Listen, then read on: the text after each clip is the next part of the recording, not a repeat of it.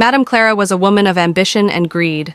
She owned a large salon in Lagos where she sold all kinds of hair. Her business was thriving, but it was never enough for her.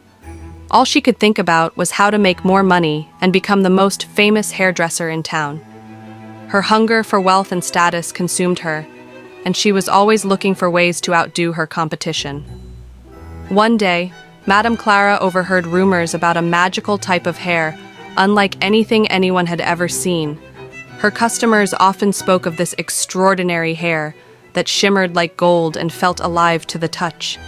She knew that if she could acquire this magical hair, her wigs would become the most sought after in the region. Her salon would be the best in town, and she would achieve unparalleled wealth and fame.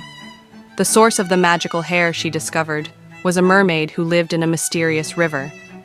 However, obtaining it would not be easy.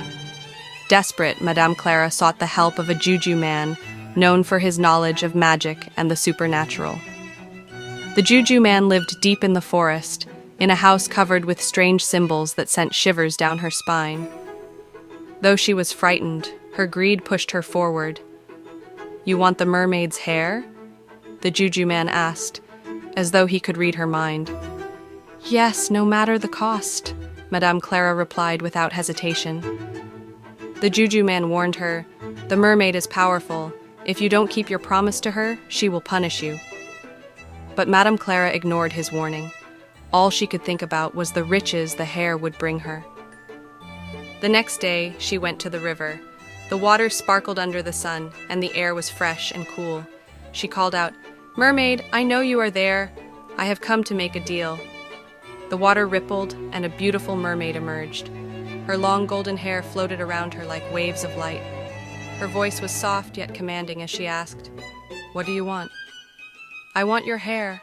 I will sell it and become the richest woman in town," Madame Clara declared.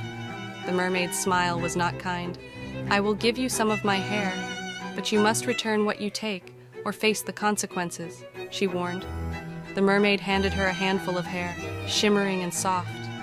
Madame Clara was ecstatic. She thanked the mermaid and hurried back to town, dreaming of the fortune she would make.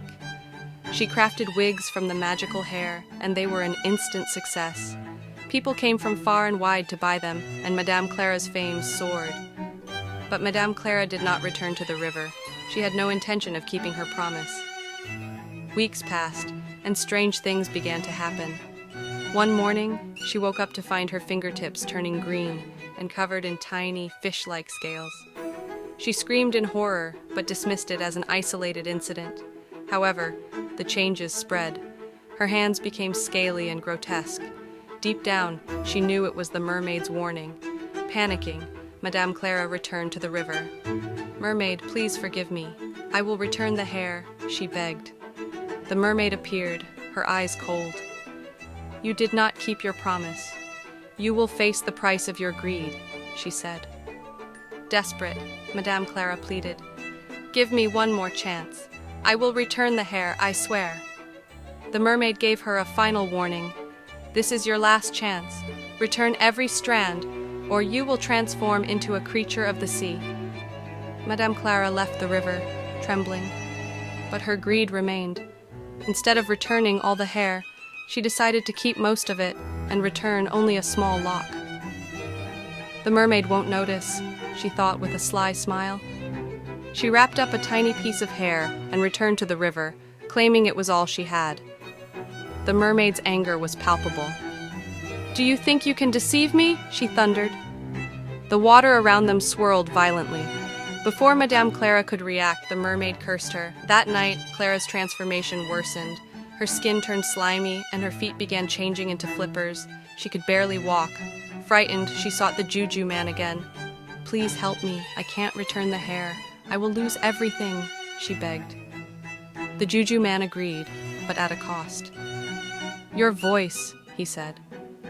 Madame Clara hesitated but agreed. The juju man performed his spell, and she lost her voice. Though the transformation slowed, it did not stop. Her hands and feet remained scaly, and her business suffered as she struggled to communicate with her customers. As days passed, Madame Clara's condition worsened. Her face grew fish-like, her eyes large and round, and her skin pale with a bluish tint. Whispers spread through the town. People avoided her salon, and her greed turned into isolation and regret. One morning, Madame Clara looked in the mirror and realized she had lost everything: her beauty, her business, and her humanity. Only then did she truly understand the price of her greed.